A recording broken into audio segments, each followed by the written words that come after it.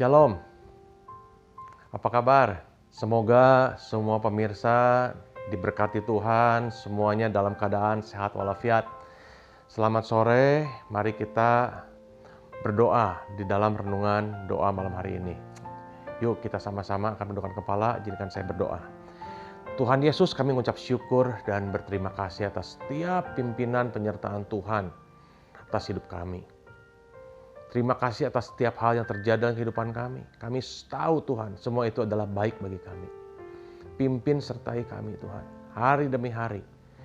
Dan kami mohon, hamba-Mu berdoa supaya Tuhan pimpin ibadah jam doa online hari ini. Pimpin hamba-Mu juga untuk memperkatakan setiap kebenaran firman-Mu. Hamba sangat terbatas, tapi Engkau yang tidak terbatas boleh pimpin hamba-Mu untuk memperkatakan setiap kebenaran ini. Di dalam nama Tuhan Yesus, kita semua yang percaya, kita sama-sama katakan, amin. Shalom, apa kabar? Saudara-saudara, saya akan ajak kita sama-sama untuk membaca dahulu satu bagian dari firman Tuhan yang akan saya ambil dari Efesus 4 ayat yang ke-29. Ya, yuk kita sama-sama buka Alkitab kita dari Efesus 4 ayat yang ke-29. Oke, saya akan bacakan ya. Efesus 4 ayat 29 bilang gini, "Janganlah ada perkataan kotor keluar dari mulutmu, tetapi pakailah perkataan yang baik untuk membangun, di mana perlu supaya mereka yang mendengarnya beroleh kasih karunia." Wow, ini sebuah ayat yang luar biasa. Kita tahu ternyata perkataan kita itu bisa melukai dan menghancurkan seseorang, tetapi perkataan kita juga dapat membangun dan memberikan inspirasi, menguatkan seseorang. Ini satu hal yang sangat luar biasa untuk direnungkan. Nah, dalam sebuah perenungan, saudara-saudara, saya mau ajak kita sama-sama untuk bisa memikirkan dan menyadari bahwa setiap perkataan yang kita keluarkan itu harus kita ucapkan secara hati-hati. Kenapa? Jangan sampai ketika kita berbicara, kita malah melukai seseorang. Atau bahkan bisa menghancurkan hidup seseorang. Ini perlu disadari gini. Firman Tuhan bilang setiap perkataan yang kita keluarkan, yang keluar dari mulut, pasti keluar dari hati. Di sini jelas sekali, apabila perkataan-perkataan yang kita ucapkan itu melukai seseorang, kita tahu jelas bahwa sebenarnya diri kita sedang terluka. Nah, ini kita perlu deteksi dengan jujur, ya. Kita perlu jujur sama diri sendiri, apakah sebenarnya kita sedang terluka, saudara? Apabila saat ini kita sedang terluka, jelas sekali bahwa setiap perkataan kita itu cenderung untuk melukai orang lain, menghancurkan orang lain, menyakiti orang lain. Dan inilah yang disebut dengan perkataan-perkataan kotor di Alkitab tadi, yang bahasa aslinya itu artinya itu sapros. Sapros itu busuk, ya, jijik, kotor. Jangan sampai kita menyakiti dan membuat orang lain menjadi kotor, menjadi sakit dan sebagainya. Nah, kita butuh orang lain, kita butuh teman kita butuh komunitas untuk bisa mendeteksi diri kita. Apakah selama ini perkataan-perkataan kita itu sering menyakiti atau tidak? Apabila ternyata kita sering menyakiti seseorang, sadarilah bahwa kita perlu dikoreksi, kita perlu pemulihan. Datang hadapan Tuhan, jujur di hadapan Tuhan, bilang sama Dia, "Tuhan ampuni saya." Minta Roh Kudus tunjukkan setiap kesalahan dan kepahitan-kepahitan kita yang perlu kita beresin di hadapan Tuhan. Dan kita juga perlu sadari bahwa akhir-akhir ini, zaman sekarang ini, perkataan bukan hanya bisa disampaikan lewat perkataan mulut. Seringkali di zaman era teknologi sekarang ini, perkataan juga bisa bicara lewat jari kita. Ya, kita texting, ya, kita kirim message, kita kirim status dan sebagainya. Nah, apakah yang kita ucapkan dalam bentuk kata-kata di media sosial dan sebagainya itu menyakiti orang lain atau tidak? Ini sangat perlu, penting sekali disadari. Firman Tuhan tadi bilang, ada perintah, ya, ini adalah perintah. Pakailah itu adalah sebuah perintah. Perintah artinya harus kita lakukan. Pakailah perkataan yang baik untuk membangun, sehingga setiap orang yang mendengarnya termotivasi, terbangun, menjadi punya lagi satu semangat untuk menghadapi hidup ini. Teman-teman, akhir-akhir ini situasi, keadaan ekonomi, keadaan kehidupan sangat tertekan, sangat nggak baik. Kita tahu bukan hanya terjadi di kota Bandung saja, di tempat kita saja, tapi ini terjadi di seluruh dunia. Setiap orang sedang dalam keadaan depresi, ketakutan, mengalami banyak sekali tekanan hidup. Nah, di saat-saat ini sangat penting kita kembali membereskan hidup kita, merefresh seluruh kehidupan kita, mendekatkan kembali hidup kita kepada Tuhan. Di sini kita penting sekali mendeteksi diri kita, hati kita perlu kita koreksi. Firman Tuhan juga bilang, dalam hati ini terpancar kehidupan. Kita perlu sekali menguji isi hati kita. Dalam keadaan yang seperti gini,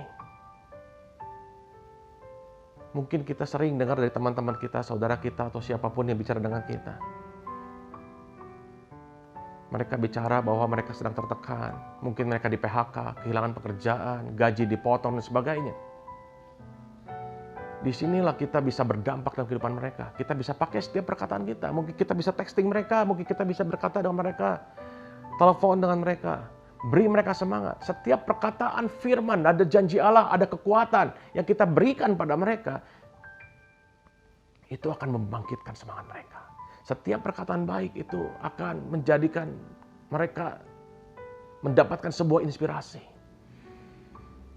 Ingat, kata-kata yang kita keluarkan bisa mengintimidasi seseorang. Tetapi kata-kata kita juga bisa menginspirasi seseorang. Ini penting sekali untuk kita sadari, untuk kita pikirkan matang-matang. Nah, gimana caranya? Yang pertama, kita mulai melatih. Sebelum kita berbicara, mungkin kita bisa berpikir dulu, apakah kata-kata yang akan kita ucapkan itu memotivasi seseorang atau malah menghancurkan, menyakiti seseorang. Kita perlu ambil waktu sejenak sebelum kita mengucapkan sesuatu, memikirkannya. Sampai kita lama-lama terlatih untuk bisa mengucapkan kata-kata berkat. Kata-kata yang terus membangkitkan semangat seseorang.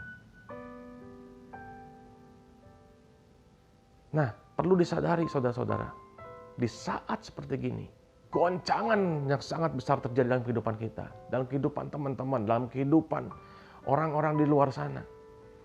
Nah, disinilah ada satu kesempatan kita bisa melihat apakah selama ini fondasi yang kita bangun adalah fondasi yang kuat atau fondasi yang rapuh. Firman Tuhan mengatakan ada dua macam fondasi. Satu rumah didirikan di atas tanah berpasir, satu lagi di atas batu yang kuat. Saat ini kita bisa menyadari kita berada di posisi yang mana.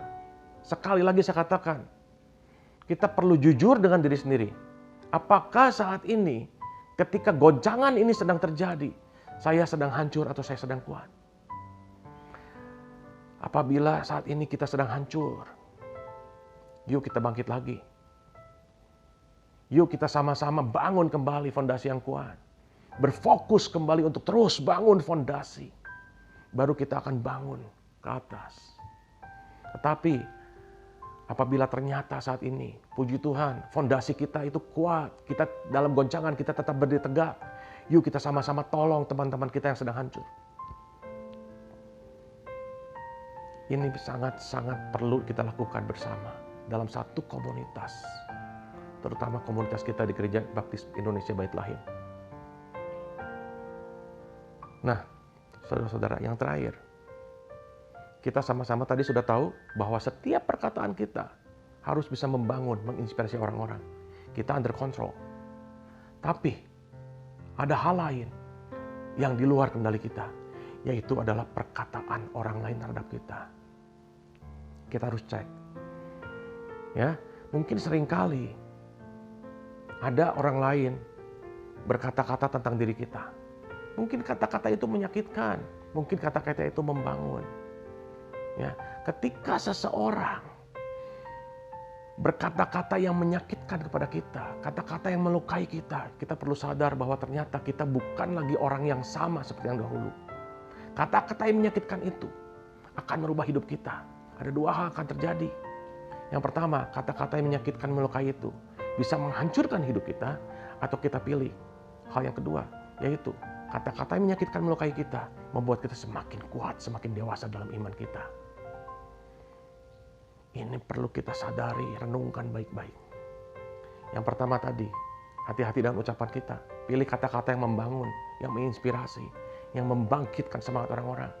Yang kedua, ketika ada orang-orang yang melukai kita, biarlah kata-kata itu pun bisa memberikan kita satu semangat baru, memberikan kita semakin kuat, bukan menghancurkan kita. Yang paling penting, deteksi hati. Ya, ketika orang lain melukai kita dan kita terluka, jelas kita pun sedang terluka. Tapi hati kita, ketika hati kita itu baik, ketika hati kita itu penuh dengan kasih, kasih akan terus meluap. Ketika orang melukai kita, hanya kasih yang keluar dari mulut kita. Hanya kasih yang keluar dari terpancar dari kehidupan kita. Tapi apabila hati kita terluka, ketika orang lain melukai kita, kita pun akan cenderung untuk melukai orang lain. Nah saudara-saudara, dalam perenungan hari ini, saya mau ajak kita semua untuk semakin kita mendekatkan diri kepada Tuhan. Yuk kita sama-sama cross check diri hati kita. Apakah selama ini fondasi kita itu kuat atau rapuh? Jujur saja di hadapan Tuhan. Kita mulai beresin kehidupan kita, kita mulai tata kembali. Mungkin kehidupan kita tidak akan sama dengan yang lalu. Ya, yang mungkin orang-orang sekarang sadar bahwa ada yang disebut istilah new normal. New normal itu nggak mungkin bisa normal seperti yang lama. Kita ditantang untuk memasuki satu kehidupan yang baru. Yang baru ini kita akan bangun kembali bersama-sama. Yang sudah kuat, yuk kita terus bangun kembali lebih kuat lagi. Tolong teman-teman yang rapuh, teman-teman yang hancur kita angkat, bangkitkan. Tolong dengan tenaga kita, dengan dana kita, dengan ucapan-ucapan kita. Dan percaya, ada satu kekuatan ketika kita menyampaikan kebenaran firman. Firman Tuhan itu penuh kuasa yang membangkitkan, yang akan menyelamatkan banyak jiwa. Renungan ini tidak panjang-panjang. Saya harapkan renungan ini bisa mengajak kita sama-sama untuk lebih termotivasi, untuk mendekatkan diri kepada Tuhan, koreksi hidup kita, benahi hidup kita, bereskan luka-luka kita. Ya, kalau ada kita yang terluka dengan orang, yuk kita sampaikan aja orang tersebut, kita minta maaf. Ya, kata-kata maaf itu gratis, kata-kata maaf itu adalah sebuah kunci di mana kita bisa melepaskan pengampunan yang akan membalut setiap luka yang ada. Dan di sana saya percaya ada berkat-berkat Tuhan yang akan mengalir dalam kehidupan kita. Terima kasih saudara-saudara. Mari kita berdoa. Tuhan Yesus, kami sungguh berterima kasih atas setiap firman yang Tuhan berikan pada kami. Kami percaya firman ini akan terus hidup dalam hati kami. Ajar kami, bentuk kami, biar Roh Kudus pimpin hati setiap kami dan setiap pendengar Bapa. Untuk terus diberikan kekuatan. Terus ditegur, dibentuk Tuhan. Tongkat didikan-Mu akan terus menjaga, mendidik kami Tuhan. Supaya kami bisa mengucapkan kata-kata yang baik, yang membangun, yang memotivasi orang-orang. Bukan kata-kata yang melukai. Dan ajar kami juga Tuhan untuk bisa mengampuni orang-orang. Sehingga ketika orang-orang melukai hati kami dengan perkataan atau tindakan mereka, hanya kasih yang bisa keluar dari setiap kehidupan kami.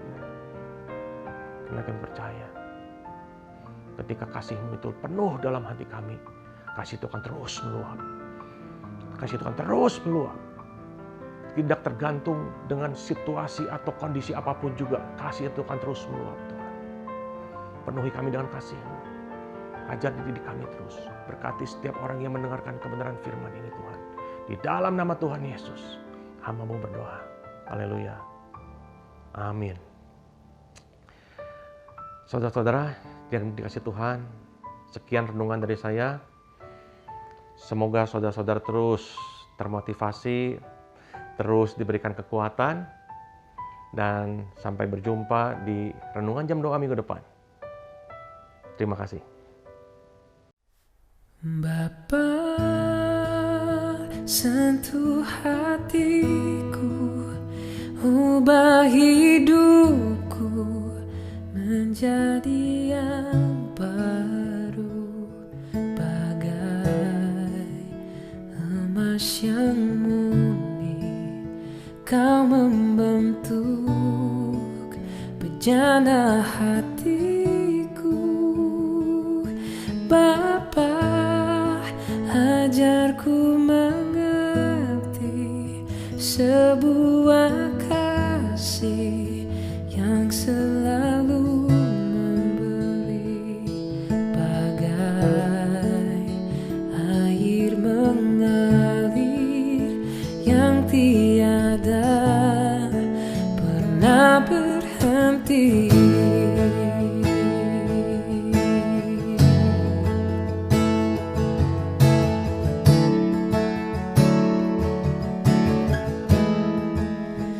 Betapa ku mencintai segala yang telah terjadi. Tak pernah sendiri jalani hidup ini, selalu menyertai. Betapa ku menyadari di dalam hidupku ini, kau selalu memberi rancangan yang terbaik oleh karena kasih.